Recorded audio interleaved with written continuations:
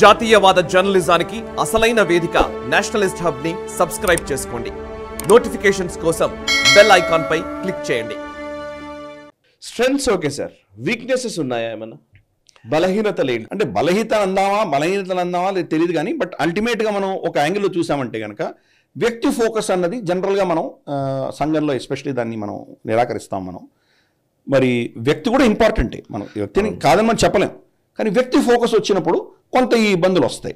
వ్యక్తి యొక్క ఆలోచన దృక్పథం మేరకు మిగతా యంత్రాంగం అంతా కూడా పనిచేయవలసి వస్తుంది. ఫర్ ఇన్స్టెన్స్ ఆయన మన యాక్చువల్లీ ఆ వ్యక్తి బాగున్నాడు కాబట్టి నడుస్తుంది. కరెక్ట్. ఇప్పుడు అదే ప్లేస్లో ఆ వ్యక్తి బాగా లేని ఆలోచనలు కొంచెం ఇబ్బందికరంగా ఉన్న వ్యక్తి కనుక అంతే పవర్ఫుల్గా ఉంటే correct, there is a problem. కొన్ని ఇబ్బందులు మనకు తప్పకుండా ఉంటాయి. కరెక్ట్. కాబట్టి ఆ వ్యక్తి ఆధారమైనటువంటి కొంత అప్రోచ్ మనకు తప్పకుండా కనిపిస్తున్నది అక్కడ.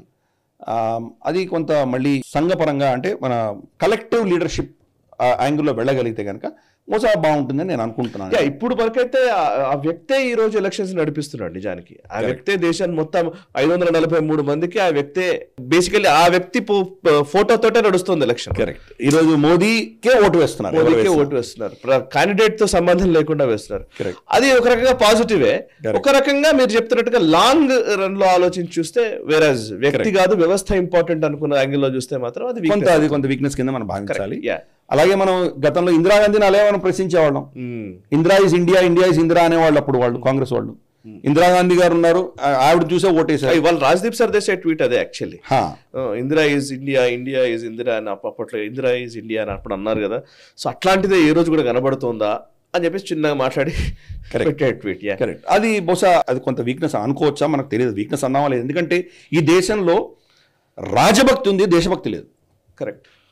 గతంలో రాజుల కోసం యుద్ధం చేసి ప్రాణాలు అర్పించారు. ఒకవేళ ఓడిపోతే కనుక ఓడించిన రాజు సైన్యంలో వీళ్ళే వెళ్ళి చేరేవాళ్ళు.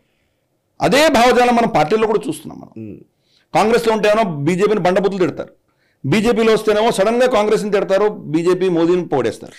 నిజానికి మాట్లాడితే రామాయణ కాలం నుంచి ఇప్పటి వరకు కూడా వ్యక్తి ఆరాధన అనేది చాలా సీరియస్ గానే ఉంది సార్. కరెక్ట్. రాముడైనా, కృష్ణుడైనా, ఈవెన్ అర్జునుడైనా ఎవరైనా ఒక హీరో వర్షిప్ అనేది మనకు ఉంది. అందులో ముఖ్యంగా సౌత్ ఆఫ్ ఇండియాలో అయితే మాత్రం డెఫినెట్లీ ఇంకెక్కువ అది. కరెక్ట్. కరెక్ట్, డెఫినెట్ గా వ్యక్తిని బేస్ ఈ రాజభక్తి నుంచి బయటపడాలి మనం. కానీ రాజు ఇంపార్టెంట్, ఎందుకంటే ప్రజల్లో చాలా కీలకమైనది అది. కాబట్టి ఒక వ్యక్తిని ప్రొజెక్ట్ చేయవలసిన ఆవశ్యకత మనకు ఉన్నది. కాబట్టి మోదీ గారిని ప్రొజెక్ట్ చేయడం అన్నది ఆ అంశంలో కరెక్టే. కానీ దాని యొక్క నెగటివ్ ఆస్పెక్ట్స్ కూడా ఉన్నాయి మనం అనుకున్నట్టు. బహుశా అది ఒక నెగటివ్ కింద నేను వీక్నెస్ కింద నేను నెక్స్ట్ వీక్నెస్ ఏంటి? నెక్స్ట్ వీక్నెస్ వచ్చి బ్యూరోక్రసీ. బ్రిటిష్ వాళ్ళు పెట్టిపోయిన బ్యూరోక్రసీ ఆధారంగానే ఆయన పని అంతా చేస్తున్నారు. దాంట్లో ఆయన చిన్న మార్పులు తీసుకొచ్చే ప్రయత్నం చేశారు కానీ పెద్ద గుణం చూపించలేదు. ఫర్ ఇన్స్టెన్స్ లేటరల్ ఎంట్రీ అన్నారు ఆయన. అంటే ఒక సబ్జెక్టు సంబంధించి నిపుణులైనటువంటి వాళ్ళని అడ్మినిస్ట్రేషన్ తీసుకొచ్చే ప్రయత్నం ఆయన చేశారు.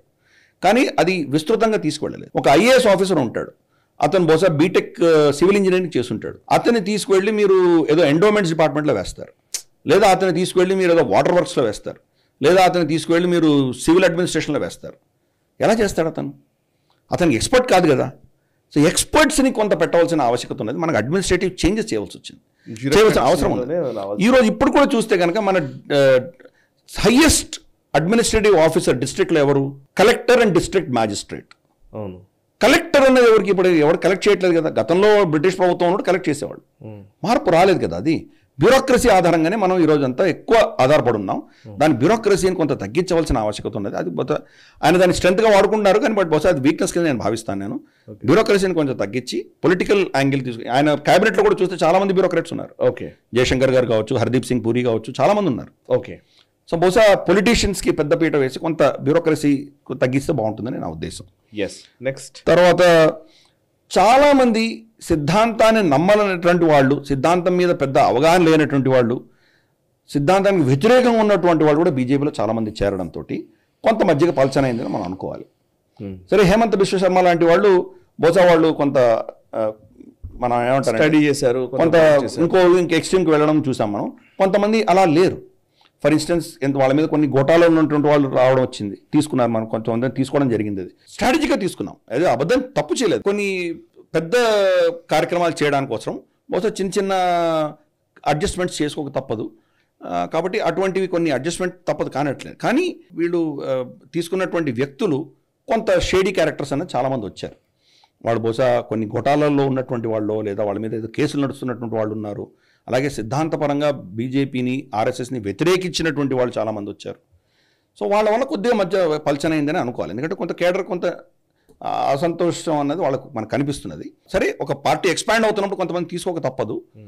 మన ఉద్దేశం కూడా ఏంటంటే కనుక మన భావజాలకు వ్యతిరేకంగా ఉన్న వాళ్ళు కూడా మన భావజాలంలో సమ్మిళితం కావాలి అని కోరుకోవడంలో తప్పులేదు. ఓకే, అంటే మనం అంటే నేను ఒక పార్టీ పరంగా చెప్పట్లేదు, ఒక సిద్ధాంత పరంగా, సిద్ధాంతాన్ని నమ్ముకున్నటువంటి వాళ్ళ గురించి చెప్తున్నాను నేను. సో బహుశా అక్కడ కొంత వచ్చిన వాళ్ళు నిజంగా కంప్లీట్గా ఈ భావజాలంలో అడ్జస్ట్ అయ్యారా అంటే కనుక కొద్ది ప్రశ్నలు తప్పకుండా ఉన్నాయి. అదొక వీక్నెస్ కింద నేను భావిస్తాను నేను.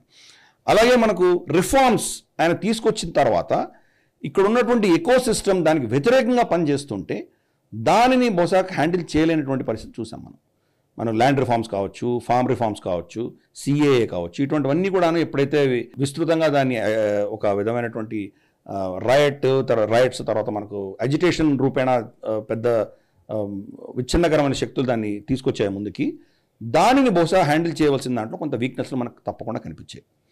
ఒక ఉక్కుపాదంతో నిలబడి ఉంటే బాగుంటుందని మనం అనుకున్నాము.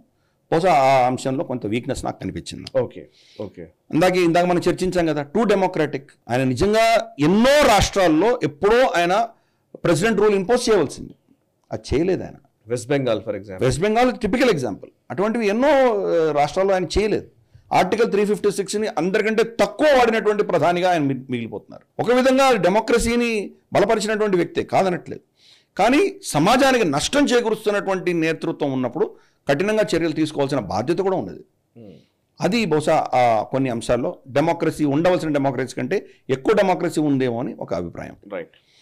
అలాగే మనకు దక్షిణ భారతదేశంలో బహుశా ఇప్పటివరకు అసలు పెద్ద పెనిట్రేషన్ లేదు. ఫర్ ఇన్స్టెన్స్ ఆంధ్రప్రదేశ్ కావచ్చు, తమిళనాడు, కేరళ, ఇక్కడంతా లిటరల్గా చూస్తే బీజేపీ 0 సీట్లు ఉన్నాయి వాళ్ళకి.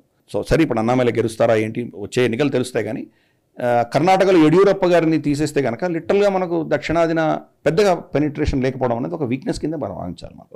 ఈ వీడియో మీకు నచ్చినట్టయితే లైక్ చేయండి, 10 మందికి షేర్ చేయండి. అలాగే కామెంట్ల రూపంలో మీ అభిప్రాయాలను మాతో పంచుకోండి. Nationalist hub group of channels ను సబ్స్క్రైబ్ చేసుకుని తెలుగునాట జాతీయవాద జర్నలిజాన్ని ప్రోత్సహించండి. ఈ వీడియో కింద ఉన్న బెల్ ఐకాన్ పై క్లిక్ చేయడం మర్చిపోవద్దు.